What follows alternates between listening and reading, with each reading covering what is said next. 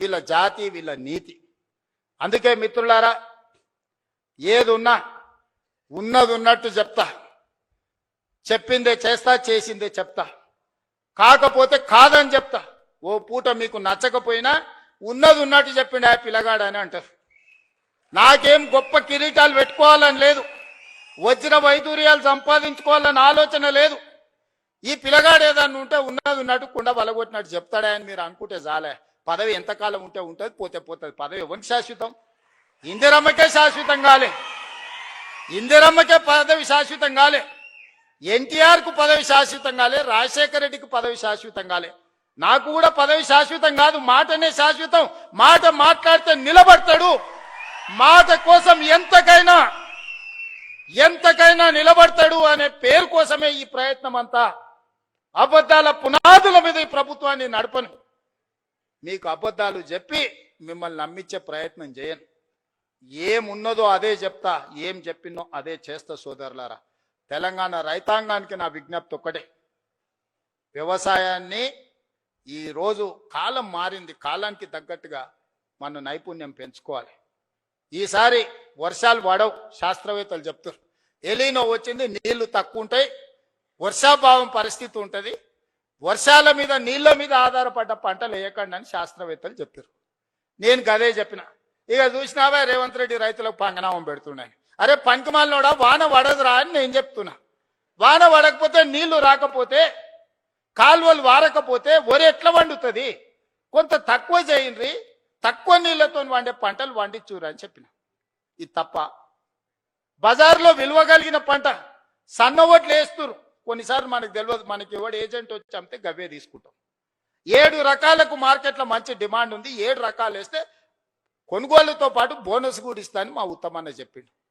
ఒక మంచి మాట రైతులతో, రైతు వేదికలలో ఆ ఇత్తనాలు పెట్టి రైతులకు అందుబాటులో తెచ్చి, మళ్ళీ ఏ ఓటి నకిలివి లేకపోతే అవోటి ఇవోటి మీకు మీ తలకు దాల్గిచ్చారు కదా అని ఇవాళ రైతు వేదికలలో విత్తనాలు తీసుకొచ్చి మీ అందరికీ అందుబాటులోకి తీసుకొచ్చిన. పంట మార్పిడి చేయండి అన్నాం.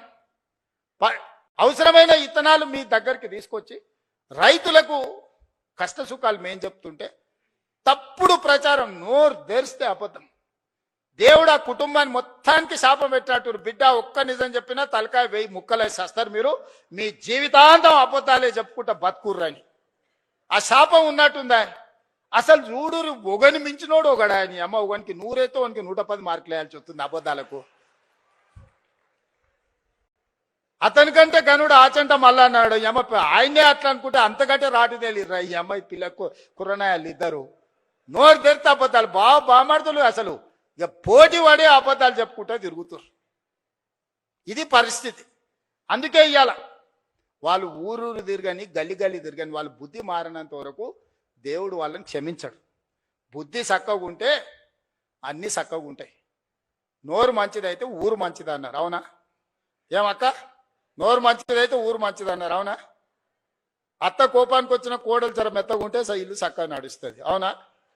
మీరు అందరు ఏదైనా కోప్పడ్డా నేనేమంటానే, మా వాళ్ళే కదనే, మరి బాధ్యత ఇచ్చినప్పుడు ఓసారి కోపం అవుతుంది.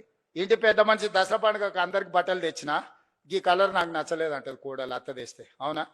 ఉంటాయి ఇవన్నీ సమస్యలు. గంతెందుకే మా అక్కల్ని అడగదలుచుకున్నా, బతుకమ్మ సీరియల్ యాడ్ ఉండే అక్క, వాళ్ళు ఇచ్చినాడు బతుకమ్మ సీరియల్ అయితే జొన్నసేన కాడ పిట్టలకు భయపడనికే కట్టేది. ఇవాళ మనం ఇచ్చిన ఇందిరమ్మ సీరియల్కో మా అక్క మా పెద్దమ్మ మంచిగా కట్టుకొని వచ్చి, పండుగ నాడు మా తమ్ముడు ఉన్నట్టున్నాడు అని చెప్పి మా తమ్ముని కలుగుతా అని పండుగ పూట చీర పెడితే సారే అనుకుంటుంది, పుట్టింటోళ్ళు పెడితే. ఇవాళ నేను పెట్టిన సీరియల్ కట్టుకొని మా అక్కలు వచ్చారు సంతోషంగా. పోయినసారి ఇప్పుడు పాలపిట్టే సీర ఇచ్చినా, వచ్చేసారి సిల్కపచ్చ సీర ఇస్తున్నాం మా అక్కలకు మళ్ళీ తొందరలోనే. ఒక్క దాంట్లోనే వాళ్ళు దొంగతనం చేయకుండా, దోపిడీ చేయకుండా ప్రజలకు వనుకొచ్చేది ఏదైనా చేసిరా? ఏదైనా నాకు కొంత సమయం పడుతుంది. కొత్త సంసారమైనా మా అక్కలు మా తమ్ముళ్ళు ఈయనే ఉన్నారు. ఇంటోళ్ళం కాదని ఇల్లు